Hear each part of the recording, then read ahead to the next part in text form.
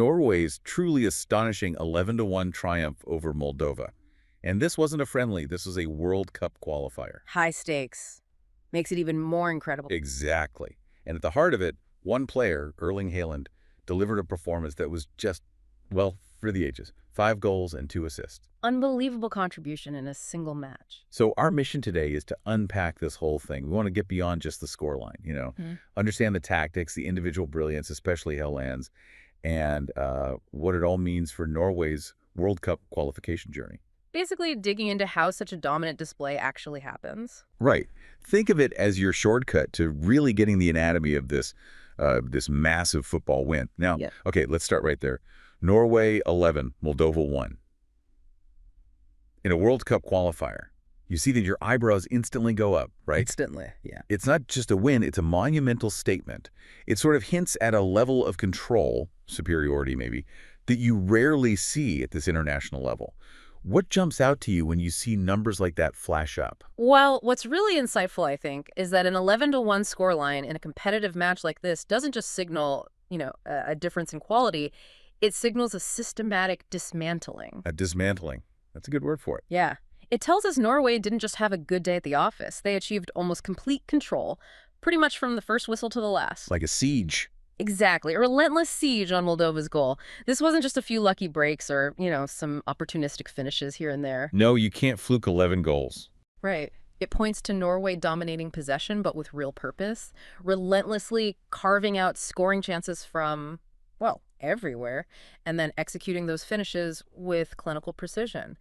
And on the flip side, it just reveals Moldova's immense struggles. They couldn't contain the onslaught, couldn't disrupt Norway's rhythm, couldn't even mount any kind of challenge themselves. So a huge gulf on the day. A significant gulf, yeah. In execution, strategy, maybe even mentally on that particular day. Absolutely. It almost reads less like a competitive match and more like, a tactical masterclass against an opponent who's just overwhelmed. Completely overwhelmed. But okay, within that collective brilliance, we absolutely have to talk about the individual who just exploded. Erling Haaland, 5 goals, 2 assists in one World Cup qualifier match. That's not just great, it's almost unheard of at this level. It really is stratosphere stuff. Our sources even came up with a phrase for it, calling it a quintuple performance for Haaland. A quintuple performance, I like that. Yeah, meaning he was directly involved, goal or assist, in 7 of Norway's 11 goals.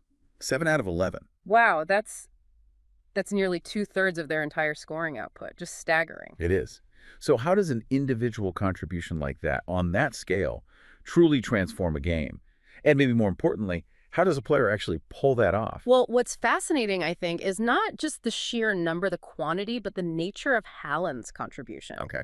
5 goals. Yeah, that's testament to an exceptional predatory instinct. We all know he has that. But it's also about unerring finishing ability from all sorts of positions and just this superb knack for capitalizing on even like half a yard of space in the box. You see that in the highlights, don't you? His movement. Oh, absolutely. If you watch, his movement off the ball is almost clairvoyant. He seems to know exactly where the ball's going to end up before it even gets there. Letting him slip defenders. Precisely. He evades defenders, always seems to be in the right place. And then there's that acceleration, that power. He can just buzz away from markers in a split second. Okay, so the goal scoring is phenomenal, but you mentioned the nature of his contribution. Right, because the 2 assists are what really elevate this, I think, to that quintuple performance level. They showcase a more complete attacking player. Not just a goal machine. Exactly. This isn't just a powerful, goal-hungry number 9. This is someone with vision, someone who can draw defenders towards him, create space for others, and then, crucially, unselfishly, set up teammates for decisive chances. Can you give an example from the match? Yeah, I remember one assist specifically. He held off a defender, strong play, back to goal, turned, and then instead of maybe trying a difficult shot himself, he weighted this perfect pass right into his teammate's run. Clinical decision-making. So smart play, not just power. Exactly. It shows a player operating at the absolute peak of his powers. He's turning multiple moments in the game, those key moments, into decisive actions for his team. Not just scoring, but creating too. So it's this blend of brute force, incredible instinct, but also intelligence and vision. A potent combination. It really is. Okay, So that leads us nicely to the bigger picture. The overall gameplay, the strategic decisions from the Norwegian coaching staff that allowed all this to happen. Because, like we said, an 11-1 score doesn't just happen by accident. It has to be built on specific tactical choices. What patterns or approaches do you think were clear from Norway to get such an overwhelming result against Moldova? Well, if we connect this to how top-level football works, yeah, such a high-scoring game almost always reflects the execution, the masterful execution of a very clear, very aggressive offensive strategy. They went for it from the start. Absolutely. It suggests Norway weren't just reacting to Moldova, they were dictating everything. The tempo, the terms of engagement, the whole feel of the game. And how do they do that? Our sources point towards a relentless high-pressing strategy right from the kickoff. Okay. So closing them down quickly. Very quickly. And this wasn't just, one or two players chasing. It was a coordinated unit, suffocating Moldova's midfield, pinning their defense back, often before they could even properly establish possession or get out of their own half. Which means turnovers. Turnovers high up the pitch, yeah. It meant Norway were winning the ball back sometimes literally seconds after losing it. And that often created these numerical advantages, 3-on-2s, 4-on-3s, against a Moldovan defense that was constantly scrambling. Which explains maybe why so many goals felt like quick breaks. Exactly. A lot seemed to come from those rapid transitions rather than slow, patient build-up play. Win it back high, attack quickly.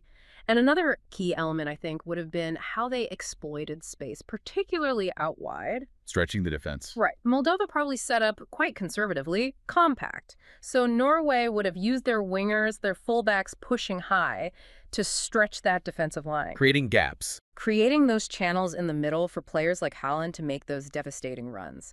So the coach's decisions, the strategic calls, would have clearly focused on maximizing Norway's strengths, their pace, their power, Haaland's finishing, their creativity against what they saw as weaknesses in Moldova's setup. Like handling that intense pressure. Exactly. Handling sustained, high-intensity pressure.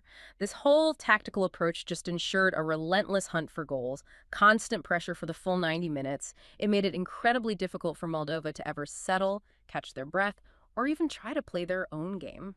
It sounds exhausting just listening to it. It's almost like, a fantasy football score, isn't it? Yeah. You just don't see this level of dominance outside of maybe a video game sometimes. It's very rare at international level, for sure. But while the team performance was clearly a collective masterclass, and Haaland's individual day felt almost,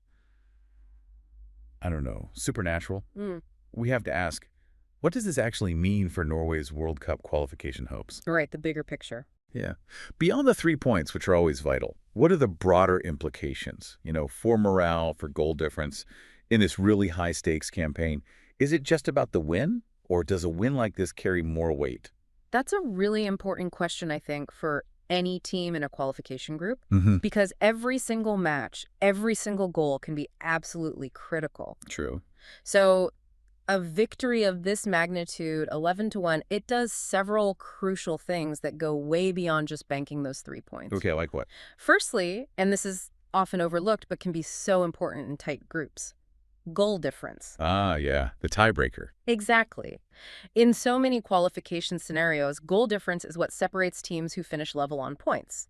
An 11-1 win gives you a massive boost there. It's potentially like having an extra point in your back pocket compared to rivals who might scrape 1-0 wins. That's a huge advantage. Huge.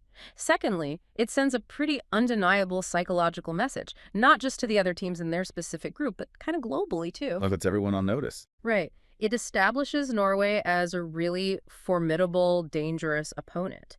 It signals they're not to be taken lightly. Other teams will definitely look at that result and maybe, just maybe, approach their own game against Norway a bit more cautiously, which could actually play into Norway's hands tactically. Interesting point. And for the team itself? Well, thirdly, for the team itself, it must foster immense confidence and positive momentum. You'd think so. Coming off such a comprehensive win, especially one with that kind of individual brilliance like Haaland's quintuple performance, has got to be an invaluable asset heading into the next matches, which are often tougher, more challenging. Like proof of concept. Exactly. It validates their tactics, it boosts every player's morale, and it really solidifies their belief in their collective strength, their ability to perform when it matters. That makes sense. The confidence boost is undeniable, and the goal difference is, well, it's a massive practical advantage. But is there maybe a potential flip side to such an overwhelming win against, let's face it, a weaker opponent? Complacency risk. Yeah. Does it sometimes risk maybe leading to a bit of complacency when they face a much tougher team down the line? Or do you think a professional squad like Norway's, with their coaching staff, would be acutely aware of that danger? That's a perceptive question, and it's a real challenge for coaches in that situation. For a truly professional setup, the staff will absolutely be focused on keeping the players grounded, maintaining intensity, maintaining humility. So enjoy the win, but Exactly. While the confidence gained is invaluable, they'll be hammering home the message that every match is different, tougher tests are definitely coming. They won't just be celebrating the 11 goals, they'll be breaking down the performance, looking for areas where they can still improve, even in a big win. right, finding learning points even in dominance. Precisely. Ensuring the team doesn't become over-reliant on, say, Holland having another miracle day, or that they don't underestimate the next opponent just because they beat Moldova heavily. It's all about harnessing that positive momentum without letting any sort of false security creep in. Building on strengths, refining weaknesses. That's the goal. You build on what worked so well against Moldova, but you don't just rest on your laurels. That's a really balanced way to look at it. Sure. Okay, so we've taken a pretty deep dive there into Norway's incredible, really incredible 11-1 victory over Moldova in the World Cup qualifiers. We've highlighted Erling Haaland's just astounding 5 goals and 2 assists, that quintuple performance. And we've explored the broader strategic thinking behind it and what it might mean for their qualification chances. Yeah. It's a game that, will definitely be remembered for those numbers in that individual masterclass. Absolutely. And I suppose the question for you, the listener, to maybe ponder is this. In a qualification campaign where every single point, every single goal in that goal difference column truly matters, how much can one single truly historic dominant performance like this one, Yeah. especially one featuring such undeniable individual brilliance like Haaland's day, how much can that actually reshape a team's whole perception, both internally, their own belief, and how their rivals see them? How much can it define the trajectory of their entire campaign? That is a fascinating thought to mull over. How much does one